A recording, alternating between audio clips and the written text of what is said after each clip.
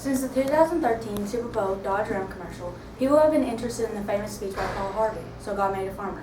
This powerful broadcast from the 1970s describes a farmer with their many attributes and how important they are to the world. Farming techniques are constantly changing and the ages of farmer are increasing. Industrial agriculture has taken over the United States, while overseas farming methods are not up to date. Farmers have recently started adapting to a new sustainable soil method, no-till farming. Over the past 2 decades, no-till farming has started to boom in the United States. The world loses roughly 23 billion tons of good soil each year, and even with soil conservationists, this is still not enough to replenish the soil that we lose each year. The pros and cons of no-till farming. The first pro is that you have a lot of savings when switching to, instead of plowing, when you switch to no-till farming. But the con of that is the equipment cost. Even with all the savings you get from switching, some of the no-till farming equipment you need cost up to $100,000, but over the years it'll still replenish itself, but that's a lot of money to lose in the very beginning. The second pro is water conservation. It saves a lot of water and keeps it clean, but the con of that is that there's a lot of fungal disease that could happen if you don't watch the water overflow. The third pro is that there's less herbicide runoff, which also saves a lot of plants and animals from being harmed. But using the no-till soil method, you have to have a lot of more herbicides used on your crops, which if you watch that also like the water, then there shouldn't be as much damage done to the plants. Another pro is that there's higher crop yields. A farmer in Kansas that switched, he noticed that the crops were growing 50% larger. The con to that is that it takes a lot of patience. In the 50% that he saw, it took him 15 years to get that, and it can take years or even decades to be able to reach 50% crop yields. And the fourth pro is that there's helpful resources. In Indiana, there are organizations put into place to help you get started from switching to plowing to no-till farming. But even with all of the helpful resources, it is not easy and it's going to take a lot of work. In the developing country of China, farming techniques will change in the near future. China has been looking over the American way of farming. In China, there is limited land with over 1.3 billion people and only 300 million farmers.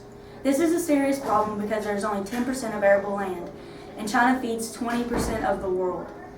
They are labor-intensive farmers with an average of 20 acres per farmer and only making $4,000 to $5,000 a year. The majority of their money goes back into their practices, which loses the $4,000 to $5,000. China is trying to have their government pay for their farmers to work and to join land with neighboring farmers to increase crop production and to use heavy machinery.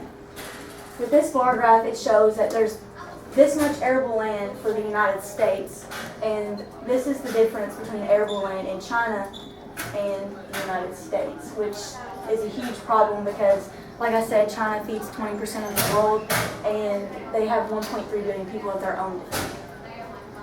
Even with the many differences between the United States and China, there's one major concern in common. The average age of farmers is 60 years old. The age of farmers is increasing dramatically over the years. And while you look at this graph, it shows that in 1982 to 2012, there's a 10-year increase in age, and it just increases over the years rapidly. So in 40 more years, who's going to be the nation's farmers? Farm demographic states, we have had an increase of 30% of that farmers over the age of 75 and a decrease in the number of farmers under the age 25 by 20%. Why is this? The average salary for a U.S. farmer netted a little over $60,000.